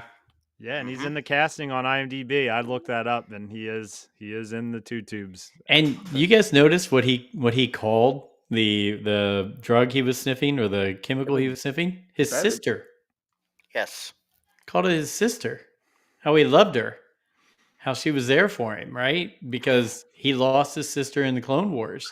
Yeah. And he's not even buying these drugs. He's stealing them. He was so... Oh, my God. And then he made Willman take him. He's like, take the mask off. Breathe it in. Breathe it in. We're in it now. Yeah. Yes. Yeah. Nice job. Yeah. You got to be crazier than that, though. I mean, that was actually like a sane way of like, there's got to be like a degree of crazy. Like, I love Forrest Whitaker. I love the idea of Saw Gerrera. I love the idea of the Parisians or partisans. I love all of that. I hate the execution of it. Sorry. No. I love a lot of that. I love Andor. Alfie, I'll debate you and we'll argue about it all the time. But like the point you're making, I don't care about the Saw Gerrera arc. Yeah, neither do I. And Adam Barker has a good question that I kind of wanted to know as well. Is he in Rogue One constantly feeding himself a little bit of that? Or because he's burned himself out inside, is he getting fresh oxygen just to keep alive? Which is it, or is it a mixture of both?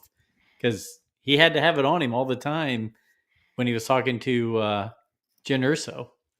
I think he's getting high off of something with it. I think that's what it is. Did he Snoop Guerrera instead of Saw Guerrera?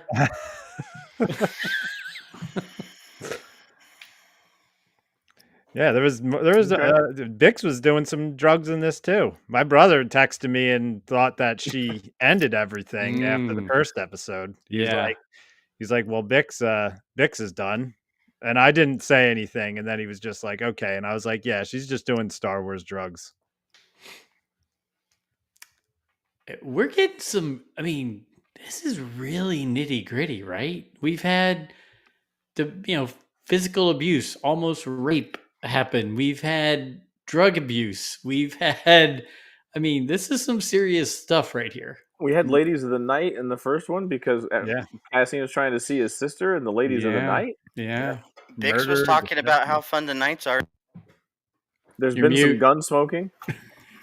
Like, was it Val or was it Homegirl who gun smoked too? I think it was Val gun smoked somebody. Well, I know her. I don't know girlfriend. If it was the family inside the bank or the Imperial place they robbed in the first season. No, I'm talking about this one. This is the one where she was walking up and just gun smoked like an Imperial officer. No, that was Bix. Was that Bix? Okay. Oh, that was on her way out. Okay, that was Bix on her way out. Okay. And go ahead, D-Doc. And that's what I've told myself for Andor is I'm just like, okay, like you have Star Wars Revenge of the Sith over here. This is Star Wars Revenge of the Sith. Andor is like your 9 p.m. HBO Star Wars. That's what it is. It's like I think they're pushing the limits as far as they can go without it becoming a rated TV mature or whatever type show. I think they're literally switch it to Hulu. Yes, I think they're literally towing the line and going as far as they possibly can. And I've seen interviews with Gilroy where it essentially sounds like that's what he's trying to do. I can't quote him directly, but I've read lines from him where he's like, we wanted to go there with this or that. And, we kind of want to push it as far as we can, where it's like, they're trying to make it what it is. And that's why I'm like, all right, this is what this section of Star Wars is. And that's how I'm taking it in. I read a good one from him today, and it was more on season 1, but I think it really applies to season 2 as well. He's chasing an audience that's not there. Interesting. You don't think there's an audience there for this, for mature Star Wars? If you were to take Star Wars off of this, give it a different name, put it on Netflix. Is it Rebel Moon? It's any other nameless series on Netflix. I never watched it. It may get a lot more views just simply by being on Netflix. I don't think the audience is there on Disney Plus for this. I think there is an audience, but it's just not there right now. Yeah, I'll say I really like it, though. I do really like it. I'm not going to say I don't like it. There's things I have. There's times where I'm like, all right, I need to rewind this and listen to this again because I'm sure this is important. And there's stuff. I hate when I feel like I missed something because, like, when I watch a show, I turn the lights out and I like lock in. I like feel like I'm at the theater when I'm watching a show. I don't want to miss things, and that's why during this 3-episode arc, the way it ended, I was just like, there's stuff I missed here because I don't understand how we got to this point at the end of it. But I like it. I've been on record saying I would love to see a kind of like a almost rated R type Star Wars thing. I've said that, which I mean, Revenge of the Sith toes the line with that as well. You have beheading, you have limbs getting chopped off, being burned alive, Twi'leks at the opera, killing kids. Man.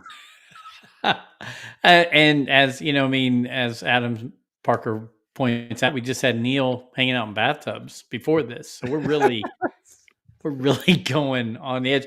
Do you think? Okay, we know where Game of Thrones is in the fandom, right? I mean, out there, Game of Thrones is seen as one of those upper echelon, top of the line fandoms. First 5 seasons. So is Star Wars right now saying we're going to get as close to that as we can without the gratuitous nudity, but we're going to make it like that because that was so well loved by fans. But is Disney Plus just not the right place for it to be? Go ahead, Brent. Alfie says there's a part of me. Alfie and I are agree to disagree on some things, but I don't know if the audience is there. But the audience right now is that it's not an original trilogy aged or a fan of the original trilogy because that's not going to hit well with that group. The faster, more intense. It's like a 10-year-old and that kid whimsy.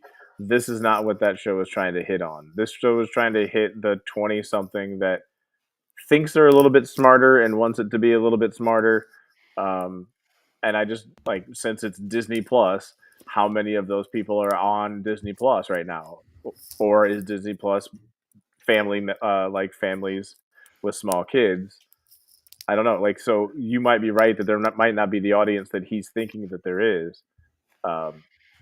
It'd be nice to see if this was like, compare it to like an HBO, compare it to like a Netflix, like even keep the Star Wars name on it and drop it onto a different service and see what you get. Because you'll probably get, like you said, more views. If you drop it on a Netflix, I think the demographic is stronger in the Netflix world for this show than there is in the Disney Plus. And I think, I don't know if that's what you're saying, Alfie, but I think I'm saying because this follows the boring ass formula of every show that's on Netflix. No, yeah, you're right. Like, I mean, it does. It's like the intrigue of like it is what this generation, the current generation of consumer, is dying for, or at least they talk about and love. Yeah, I'll admit it's me. It's not it's not the show so much as it's me. I just cannot stand this type of format. I don't understand why people love it so much, and people do. You know, Squid Game had like 260 million views in a weekend. I watched that thing. I thought that was. I don't understand how you can make a show about killing hundreds of people in a room with, elaborate game show stuff boring. But it was so boring. I just don't get it. I like to live in the world I live in. I watched. Yeah. They created a real life Squid Game, and I watched that one too. Yeah, I've watched The Punisher. How do you make a show about The Punisher so boring? Dude, the first Daredevil, not even the new one that they re-released, the first Daredevil, people talked about how good it was. I watched like 4 episodes and I was done. Like, I just don't get series. I like Stranger Things, but even after season 2, that's even messed up. Yeah. I was like, oh gosh, this is just so boring. It's just the same thing over and over again. So I'll say this, Joe, like kind of to what you were saying about Andor and can it get into that tier with Game of Thrones and everything?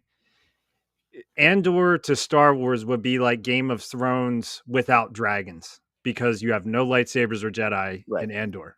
So like if Star Wars really wants to push those limits and they want to go that direction, you would have to have Jedi and you would have to have lightsabers. And, to the fans who are like, we don't need that. That's what makes Star Wars Star Wars. So don't tell me we don't need Jedi or lightsabers in it because it's what makes it badass. Like you wouldn't have a medieval movie without knights with swords in it. So give me a break with that stuff.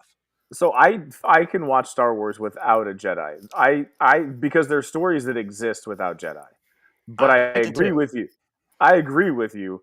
That is what will bring a lot of the fans in. That's when we say fun, when I hear people say fun, I'm kind of equating that to lightsaber battle or even a battle in any sense. Like these 3 episodes, it was a verbal battle and it was slow and that's not everybody's cup of tea.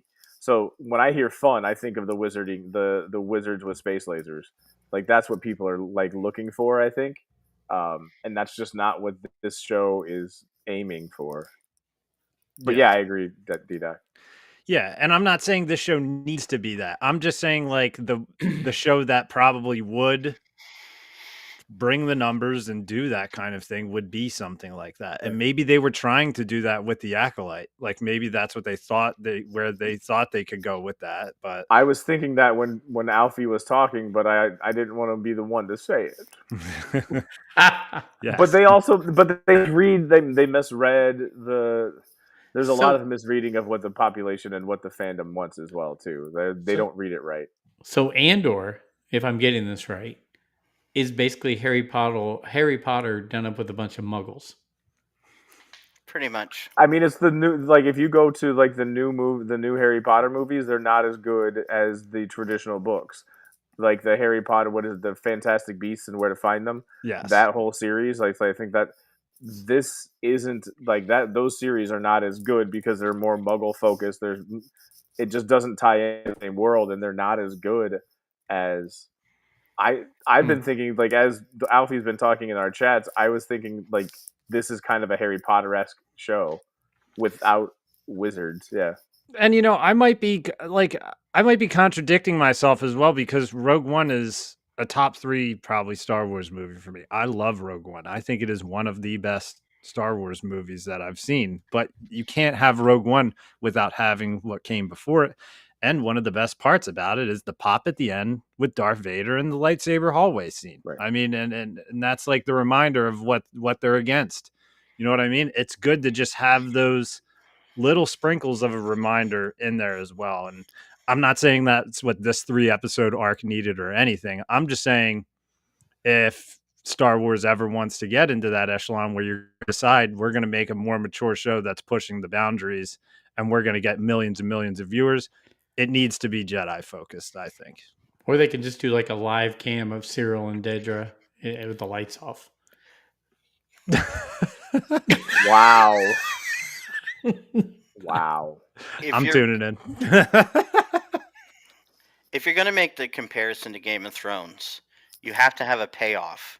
And this show has yet to have a significant payoff. You know what their payoff is, Alfie? It's Rogue One. That's their payoff. I understand that, but we're like 9 hours in or something on this. You have to have a Battle of the Bastards at some point. You know what I'm saying? Or Red Wedding. Because right. That's what pulled me in was the Red Wedding. Like you got to have that kind of a moment. Right. Is the Gorman Massacre going to be that? I'm hoping that like standoff in like the Les Mis standoff in Gorman is going to be that Red Wedding, but I don't know if it's going to have the same surprise. Like there was that like took everybody by shock because you thought they were just going to go ahead and partner up, and nope. So yeah, I don't know if it's going to have the same payoff, but I'm hoping anyway that this next set of 3 has something like that with this Gorman. I'm hoping to. I'm going to say it. I keep saying this. I want to like this show.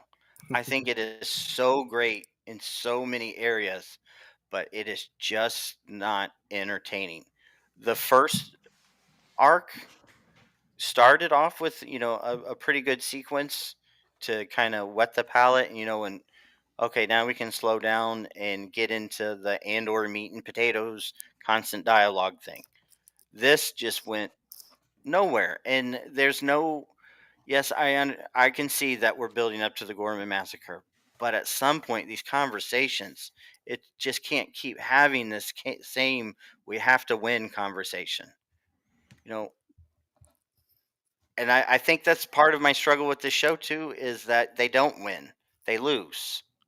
So, like Mon Mothma, I really like her character. I think her actress is great, but we know that she's a terrible leader, and that she is so ineffective as the leader that the First Order rises. So, why should I care about the things that are happening now?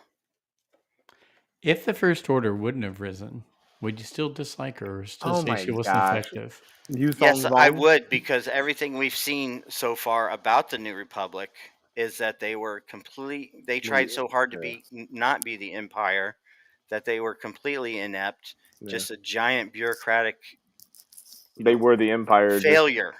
Yes. They were the Empire, but just right, and good. Them not doing things led to things that the Empire willingly did, and there was the First Order was capturing children as slaves.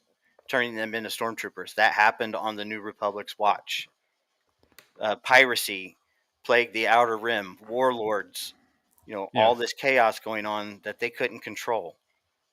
They couldn't even get the paperwork in line to stop some of these things. So why should I care about this wedding when I know that that's where it leads? First of all, I'm going to be opening while you guys are talking, but I want to throw this out there. You brought up the wedding. I kind of really wanted to see if there was a baby bump or anything going on with that young couple. It's a year later, so just throwing that out there. I could care less, Joe. They serve the purpose of trying to get Genevieve O'Reilly drunk and dance around. She had some good gun dances. smoke somebody. Keep going. Who's got it? I will open while you guys just keep talking. I know there's got to be other topics. How about all the political parties that Perrin had to put up with? He was really pissed off.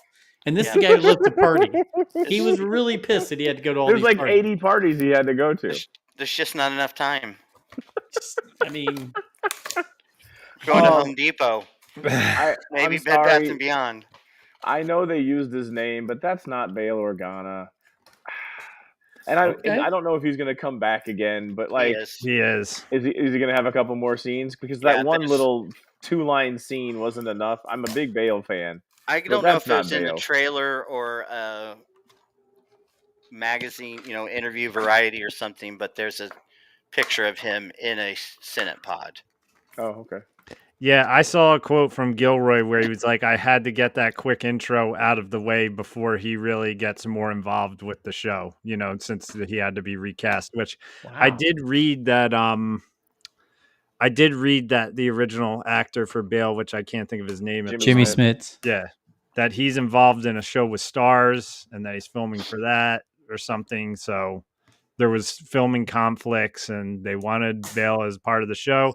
And apparently this guy is friends with him who's playing the role of him. So like they know each other, so, but what, here's my thing. If you got to recast someone for that character to be in the role, then so be it. That's how I feel about it. No, you're right. But it just, I don't know. I just didn't feel. It's weird. It is weird to see. Yeah. Especially after he was just in Kenobi. Yeah. Yeah. I think what they should have done was go back to the guy that was in episode 1 that was cut out. Yeah. As Bail Organa. The blonde-haired guy. Yeah. I'm fine with Jimmy. I think Jimmy's done great. I think what they should do is go back and hit the scenes in Kenobi where it's Jimmy Smits and put him in. Put Benjamin Pratt in. I mean, I like Benjamin Pratt too. Like, I hope that it's fine and I grows on me. But like that little 2-line intro did not. Yeah. I think it was supposed to do that. It's bothering me. Watch you open this thing right now. They put tape on the back of it. Everything's taped up. You were trying to be okay. So you're opening this. Are you trying to then repackage it? Are you trying to open it in such a way that you can repackage it? So I don't like to tear up the back. Yeah, I always open those to where I would get it off perfectly. I would get my razor knife and cut it along the edge of the plastic, and then I would take it off so it didn't rip the cover. And I was saving them.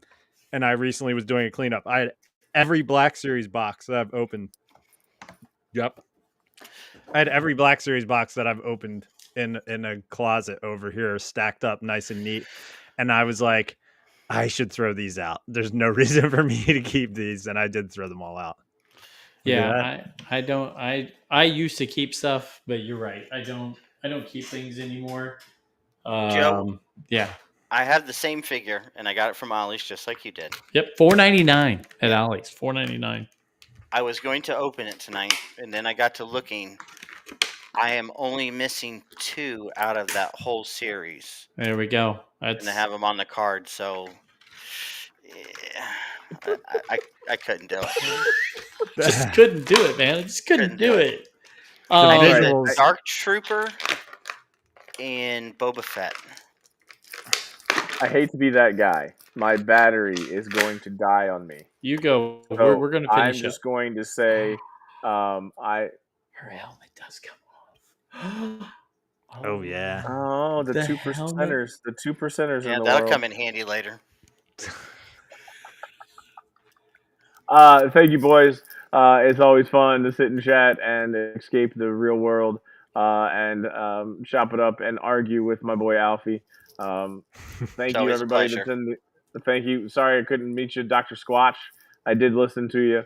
But yeah, you're welcome anytime, by the way, Dr. Squatch. You were a fantastic guest. Don't think you were He was. awkward or anything. He So, said, "I'll stand up for Daredevil." Ooh, I know. He said it a while ago. I Yeah. still think it was boring. But you boys have a good evening. I got to Thanks, shut down. Brent. I got like 2% left. So, All right, You Brent. got it. See you, Brent. later. Well, I don't personally have a lot left. I will say this though, guys. I'm putting this together. I put her together. Got the guns in the hand, everything else. The backpack, the jetpack comes off. It's fantastic. The holsters, they move. They're not stuck to her or anything like that. See you, Adam Parker. But the helmet coming off, that is what gets me right there. To have the helmet and the top of it moves. Like they went actually nice. into detail on that. So this will be going up, believe it or not, on my Black Series behind me. While I have mostly male characters, I have Hera, Asajj Ventress, Oh, you got balloons. Ahsoka Tano, You just sent the signal that sends the balloons flying on your screen. and I have Bo-Katan. So I have those. Oh, and I have Asajj Ventress, Ahsoka, yeah, Hera, and Mara Jade. That's what I've got back there. So I have a number of key female characters in my collection behind me. But this is for $4.99. I should Can't go buy beat it. like 10 of these. It's fantastic, and she's got really thick boots on, so she stands up well. Just made me realize my Black Series shelf is literally all men except one girl, Jyn Erso, up there. I don't have a Jyn. She's at Ollie's, and she's one of my low-key favorite Star Wars characters. Actually, I think I have two different Jyn Ursos. I think you gave me one that came in a red and black box, and then I found her at Ollie's. The blue one is at Ollie's. Yeah.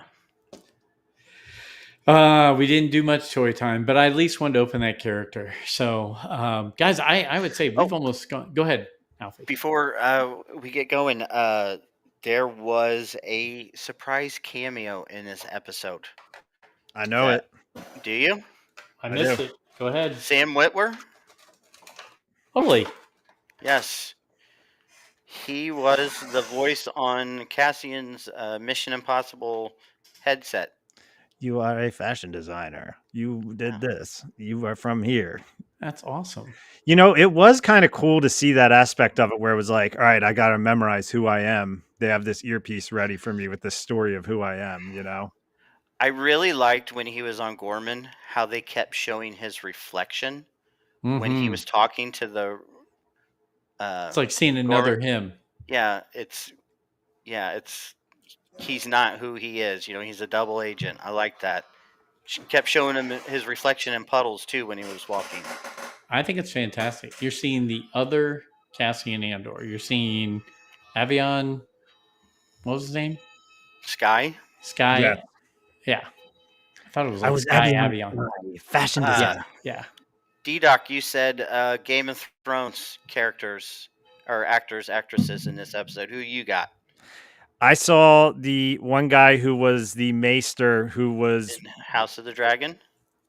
Yes, the Maester in House of the Dragon. Actually, for some reason I was thinking of Game of Thrones for him. But yes, he's the Maester in House of the Dragon. He's the guy who walked in and said, "Shut everything down. We're there's a listening device in this room." So he was in Game of Thrones. Was there more? Because Inglourious Bastards was where I went. I'd have to really look it up, which I don't know why I didn't. But the art dealer,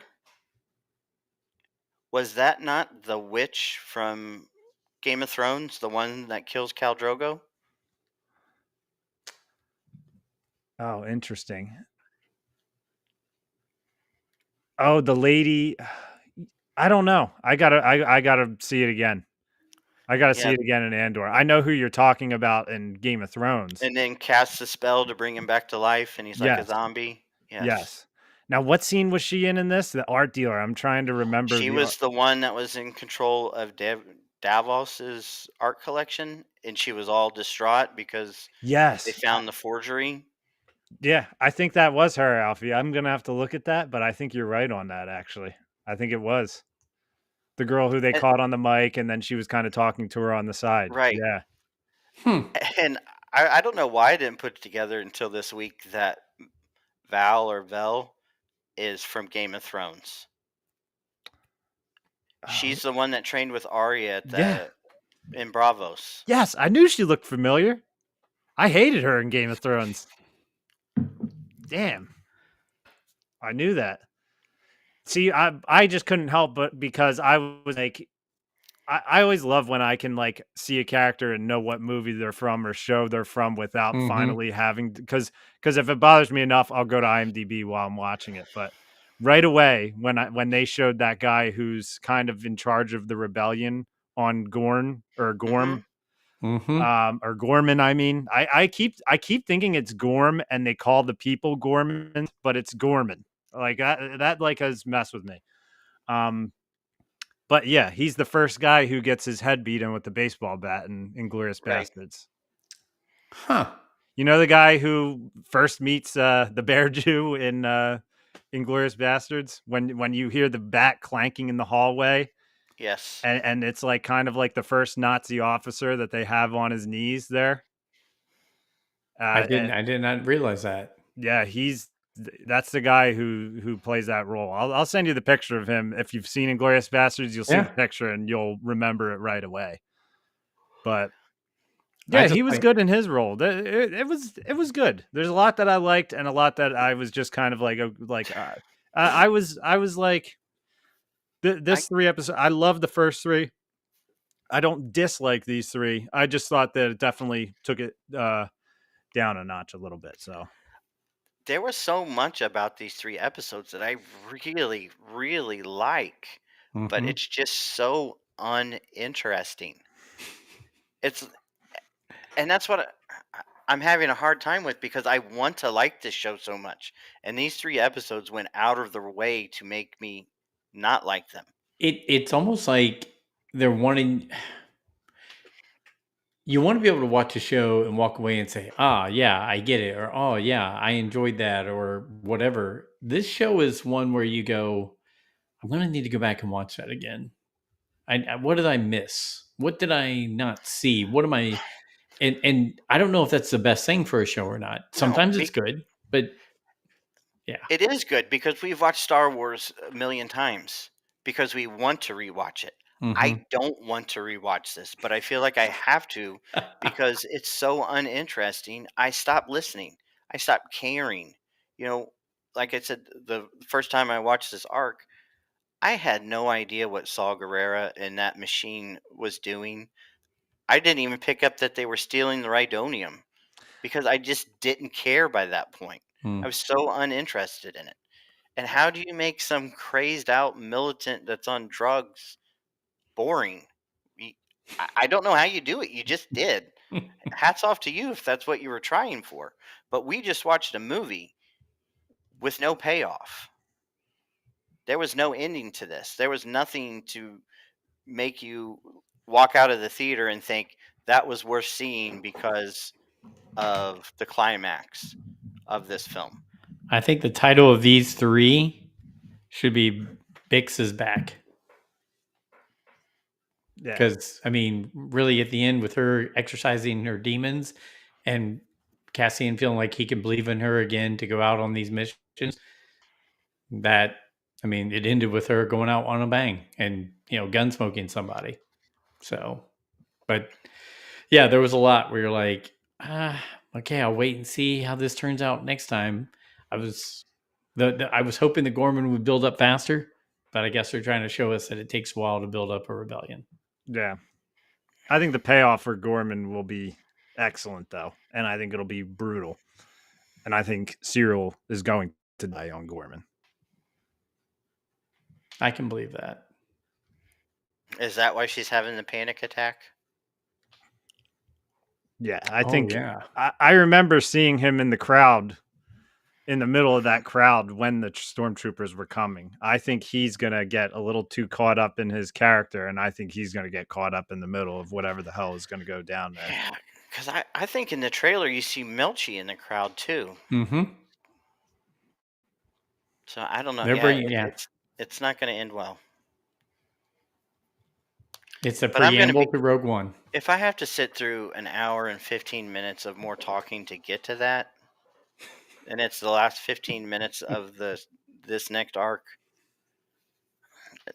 that's just cruel. It's only a few days away. I like the 3-episode releases, but it is wild that they're finally giving us full 1-hour episodes when they're giving us 3-hour releases. Yeah. Agreed. This was the first time that I was actually disappointed on Monday when I realized that it was Monday and not Tuesday. And I thought, oh man, 9:00, here we go. And then I watched it. I'm like, why did I get so excited for this? It'll always get us, man. It'll always get us. The first 3 were dialogue heavy, but I just had a feeling of it's going somewhere. We're going somewhere next week. I'm feeling it. We're going I would agree. Yeah. I think what's going to happen is like a lot of things, the third arc, you're going to have all the craziness, and the fourth arc is going to be the fallout and the tying up the loose ends before you go on to Rogue One. I that's my belief anyway. I think the fourth arc is going to be, if I'm not mistaken, the shows are even shorter, or they're a little shorter episodes in the fourth arc than the third arc. I think the third arc is the most meatiest and longest episodes. That's what Game of Thrones was. It was always the next to last episode where that season climaxed, and then the last episode was kind of a cleanup and then set up for the next season. That's what I'm feeling right now. So next week should be a ball buster. Yeah, it should be a banger. So, guys, thanks for letting me open up a character while we were sitting here talking. Right. I've got it on my shelf. It's very nice. Bo-Katan. Hey, if you don't have your Bo-Katan at Ollie's, go get it. It's $4.99. Yeah. Brent had to go. We had lots of people on tonight. Give a shout out to Adam Parker, Dr. Squatch, Master Eth Koth, Hyperspace Heroes, and who else? Anybody else on there chatting it up? That was it. But a lot of good conversation on there. Guys, thanks to you guys for always doing this. And gosh, before you know it, we'll be back doing it again for the third arc of this. Anything else you guys want to close up shop with? It was fun talking to you guys tonight. Revenge of the Sith is the highlight of my week, and it's one of those movie experiences that I definitely will remember for, a long time, for years to come, because, it was one of those special Star Wars moments. Heck yeah. With the little guy. And plus, we talked so long tonight, Joe, you can probably chop this up into 2 episodes again. You can probably say one is Revenge of the Sith and one is Andor. Pretty much talk about Revenge of the Sith for an hour. I know. Okay, I'll look into it. Let me get my editing tools out. Go ahead, Alfie. One more Revenge of the Sith thing that I forgot to bring up. I never noticed that C-3PO flies Padme's ship. Oh yeah. When did C-3PO learn how to fly? He hates space. And then he hates it. I understand he gets his mind wiped, but still. Yeah, is that one of Bail Organa's last lines of the movie? Wipe that protocol droid. Yeah, fantastic. Didn't think to wipe R2s, but we'll figure that out next time. And yes, why doesn't somebody put out there, and I don't know if it was in our chat or if it was on just Twitter, but why doesn't Uncle Owen recognize C-3PO? Well, that's like me saying I'm going to recognize every Chevy Camaro that's out on the road because he's a protocol droid. Do you know how many protocol droids there are? There's millions of protocol droids. Like it's going to stand out to him, right? Yes. Yeah, and he was silver. True. Gray, silver, all that other stuff. He was pewter. He was all wires at one point. He was naked at one point. Yeah. So, you guys, that was great. Chapter 322 of Rule the Galaxy. We'll check. I'll look tomorrow in the editing. We'll see if we'll make it 2 episodes or 1. But thanks to everybody who's chimed in. Thanks to all of our people who follow and listen to us. And thanks for just being a part of the Rule the Galaxy community. And hopefully, D-Doc will help us figure out with EV Mux how to see me to see myself on the screen, and how to get us connected to some other streaming services that'll get us out there besides just YouTube. That's all I got. Until next time, may the force be with you.